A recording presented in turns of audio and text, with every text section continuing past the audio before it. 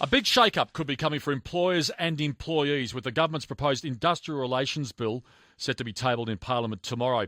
Harsher penalties for underpaying staff, casuals having the right to ask to be a permanent employee after 12 months, and part-time workers being offered extra hours but without employers having to pay overtime are some of the major changes we could see. The government hopes these changes will provide certainty for businesses as well as move more people away from casual work. On the line to explain exactly what these changes mean is employment relations expert Ed Mallett, the Managing Director of Employsure. Ed, thanks for your time this afternoon. No problem, Jim. Thanks for having me. Who do you think is the winner and loser out of these changes, businesses or employees? I'm a bit disappointed by them, to be honest, Jim. In general, I'd liken them to this. I think it's a bit like going to your doctor and telling them you got a broken leg and being given a paracetamol. You're not going to say no to it, but I don't think it's actually going to solve the fundamental problems that there are with IR laws in the country at the moment. Let's break it down to the main areas of reform, Ed. The government wants to set up a scheme to allow casuals to convert to permanent employees if they've been working set shifts for a period of 12 months. Is this better for the employer or the employee?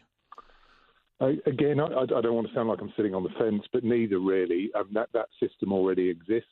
What they're changing is that the employer is obligated to offer that to the employee after 12 months. What we know is a lot of employees like being casual. They get higher wages, increased flexibility.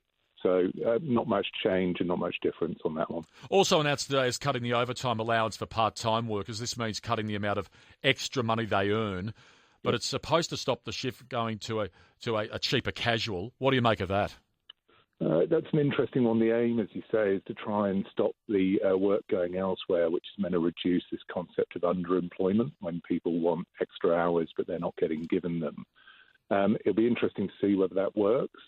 I think possibly the system itself is so complex that a lot of employers find it hard to actually allocate shifts where they want them anyway. So I think it's probably giving a lot of particularly small businesses too much credit to think that they're currently giving shifts to people that don't want them to the detriment of those that do.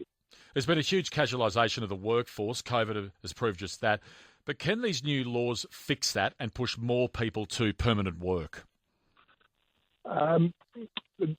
They'll try. Ultimately, that's a matter for those in the casual workforce. As I say, a number of them actually want to be in the casual workforce. For those that don't, there is the opportunity to convert to full-time, but that's largely been there anyway. So it'll be interesting to see if there's much change. But it's a very hard thing for the Attorney General and the government to do, to please everyone in this, and really, that's what the bill's trying to do, but unfortunately it doesn't really get that far for anyone as a result.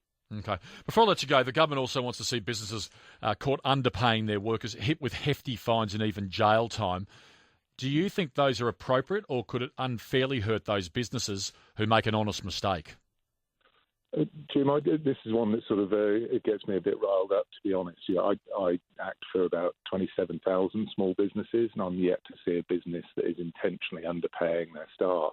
I do see a lot of businesses that struggle with the confusion and complexity of the award system. So I just don't like the idea that your hard labouring business owner runs the risk of being called a thief. But of course, at the same time, I don't like the idea of people getting screwed out of money that they're fairly due.